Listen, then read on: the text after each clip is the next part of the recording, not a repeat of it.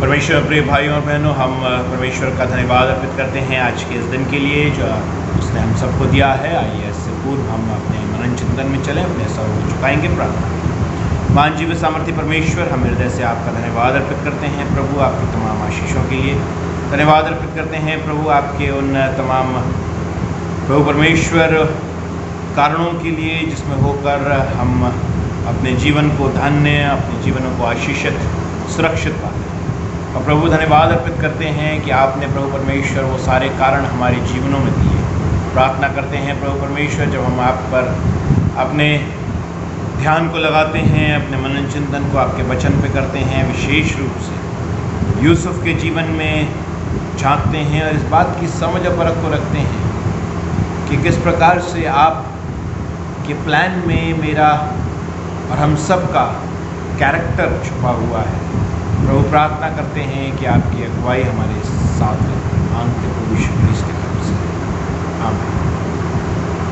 परमेश्वर में प्रिय भाइयों और बहनों, हम याकूब के जीवन से शिक्षा ले चुके हैं और अब हम दूसरे मुख्य व्यक्ति यूसुफ के जीवन पर आएंगे और इस व्यक्ति के जीवन को देखेंगे और उसके तहत हम उत्पत्ति की पुस्तक की दौड़ को पूरा करेंगे।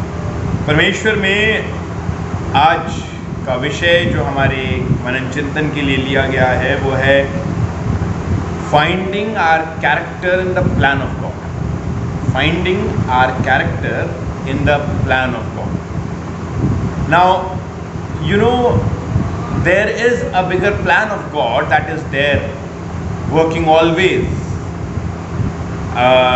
Surrounding our lifes. मेरे और आपके जीवन के चारों ओर परमेश्वर का एक प्लान है जो निरंतर कार्यान्वित होता है, निरंतर चलता रहता है।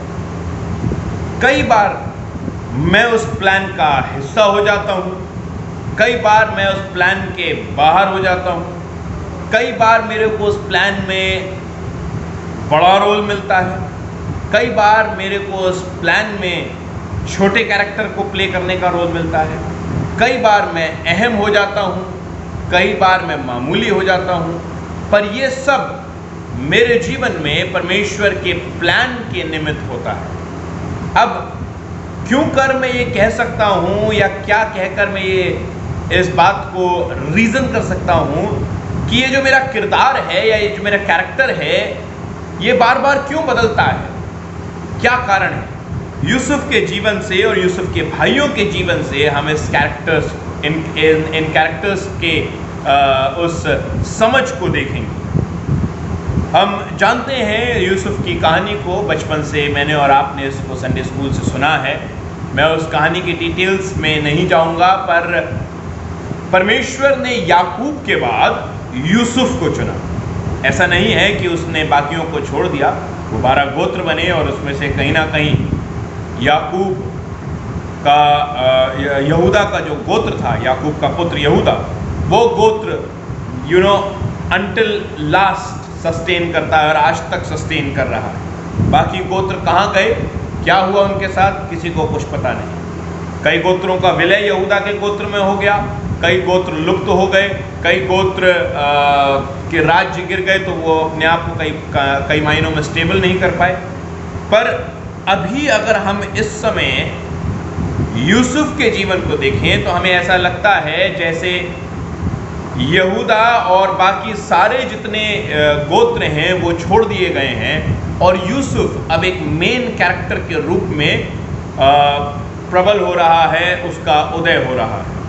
अगर आप पीछे जाएं तो आपने देखा होगा कि किस प्रकार से याकूब का कैरेक्टर चुन लिया जाता है और एसाव को छोड़ दिया जाता है। यहाँ पर भी यूसुफ के कैरेक्टर को चुना जाता है और यूसुफ का जो किरदार है उसमें यूसुफ परमेश्वर की ओर से पहले ही चुन लिया गया है। बता दिया गया है कि उसके माता पिता, उसके भाई 2 स्वप्नों के ज़रिए से उन्होंने इस बात को समझा कि परमेश्वर ये कह रहा है कि वो सब यूसुफ को दंडवत करेंगे।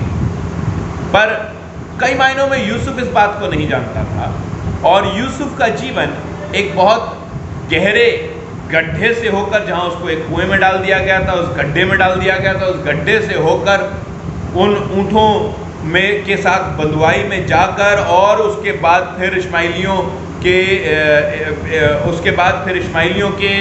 उस कुनबे के साथ जाकर मिस्र में पोतीफर की पत्नी के पास पहुंचकर फिर बंदीगृह में जाकर फिर उस राज्य के प्रधानमंत्री के रूप में उभरने तक अब उसकी कहानी में तमाम उतार चढ़ाव को देखते हैं। उतार चढ़ाव जिनमें होकर मेरे और आपके जीवन जाते हैं, बट मेरा और आपका जीवन हमेशा परमेश्वर के प्लान में रहना चाहिए, ये आवश्यक है। अब हम बात कर रहे थे बड़े किरदारों की और छोटे किरदारों की। बड़ा किरदार जो यूसुफ को मिल गया, और छोटे किरदार जो उनके भाइयों को मिल गए, क्योंकि कहीं ना कहीं अब वो यूसुफ को दंडवत कर रहे हैं। अब वो जब राशन भरने के लिए आ रहे हैं, अन्न लेने के लिए आ रहे हैं, तो यूसुफ के सामने झुक रहे हैं। यूसुफ उन पर एक्स्ट्रा केयर कर रहा है, उनको फेवर्स दे रहा है, और उसके बाद अपने आप को रिवील कर देता है। और उसके बाद भी उसके भाई उसके अधीनता में ही उस मिस्र देश में रहते हैं। कहीं ना कहीं वो अधीन है, उनका किरदार वो है, और यूसुफ प्रधान है, उसका किरदार वो है। मैं और आप अपने जीवन में किस प्रकार से इन बातों को देखते हैं या सोचते हैं? यूसुफ की सिंसियरिटी, यूसुफ का भय जो यूसुफ परमेश्वर से रखता था, वही उसके किरदार की प्रधानता के पीछे की सच्चाई। If you want to take an active role and a main and lead role in the plan of God, submit your life to God. अपने जीवन को परमेश्वर को अर्पित कर दें, अपने जीवन को परमेश्वर के कहे अनुसार चलाएं, अपने जीवन को परमेश्वर में उस दौड़ में, उस जिम्मेदारी में जो उसने मेरे को और आपको दी है, निरंतर हम उससे वचनबद्ध रहें। कोई भी बात मेरे और उसके बीच में ना आने पाए, ये मेरे को देखना आवश्यक है। क्योंकि मेरे और आपकी समझ में कई बार मैं अपने छोटे किरदार को लेकर परेशान होता हूँ, दूसरे के बड़े किरदार को देखकर जलता हूँ, या अगर मेरा बड़ा किरदार है तो उसको लेकर घबराता हूँ कि कब ये किरदार मेरे पास से ले लिया जाएगा। आवश्यक ये है कि इन सब बातों से ज़्यादा मैं इस बात पर ध्यान दूँ कि इन the plan of God, if I want to take a lead role, I need to submit my life towards God. Yusuf का जीवन परमेश्वर में पूर्ण रूप से लिप्त था। वो परमेश्वर का भय मानता था, परमेश्वर के कार्यों में चलता था, पाप को देखता है, भागता है, हर एक उस कार्य को करता है जहाँ वो परमेश्वर के भय में होकर, परमेश्वर के उस ज्ञान में होकर, अपने स्वप्नों के दर्शन की वजह से वो प्रधानमंत्री तक बन जाता है। पर वहाँ पर भी इस बात को नहीं भूलता है कि यहोवा परमेश्वर उसको उस जगह तक पहुँचाने वाला परमेश्वर है। मेरे और आपके जीवन में मैं किस प्रकार से अपने जीवन के किरदारों को देखता हूँ, ये मेरे को देखना आवश्यक है। क्योंकि अगर मैं यूसुफ जैसा चुनाव चाहता हूँ, याकूब जैसा चुनाव चाहता हूँ, इसहाक जैसा फेवर चाहता हूँ, इब्राहिम जैसा प्रॉमिस चाहता हूँ, तो मेरे लिए आवश्यक है कि इन मूल पिताओं की नाई मैं भी परमेश्वर के भय में, परमेश्वर के डर में, परमेश्वर के उस उपस्थिति में आगे अपने जीवन को बढ़ाऊं और निरंतर परमेश्वर के साथ जुड़कर, सटकर, चिपककर चलता रहूं, क्योंकि उसी से मेरे इस किरदार का तय किया जाना होगा जहां परमेश्वर अपने प्लान में मेरे और आपके जीवन को इस्तेमाल करें। परमेश्वर में मैं कामना करता हूं कि मेरा और आपका जीवन, हम सबका जीवन